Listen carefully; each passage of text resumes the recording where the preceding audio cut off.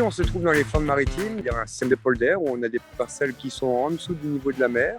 Donc, ça a un avantage, c'est que ce sont des parcelles qui sont irrigables en partie.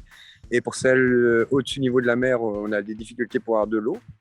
Alors, dans les parcelles qui sont en dessous du niveau de la mer, on a des difficultés parfois l'hiver, c'est de justement avoir les pieds dans l'eau, surtout en fonction des grandes marées, puisque la difficulté, c'est d'évacuer l'eau vers la mer. Un autre avantage, c'est d'avoir de l'eau dans les wateringues. Donc, ce sont des gros cours d'eau qui nous permettent d'approvisionner les pompes d'irrigation afin d'arroser les parcelles, surtout en période de sécheresse.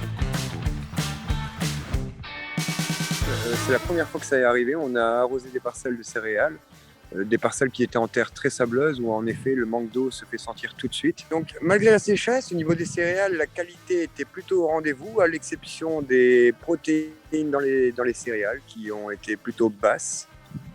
Au niveau des rendements, on est sur une moyenne tout à fait normale des autres années, sans plus ni moins. En revanche, on est pas mal pénalisé dans les autres cultures, que ce soit les lins, les betteraves, les pommes de terre, enfin tout ce qui est autre culture que la céréale. Alors depuis 2 jours, on a réussi à avoir un peu d'eau, donc on a pu reprendre les travaux des sols en vue de préparation des terres pour passer l'hiver, notamment avec de la fissuration, du déchômage. Cet outil me sert pour le déchômage. On change la dent en fonction qu'on veut déchaumer ou fissurer.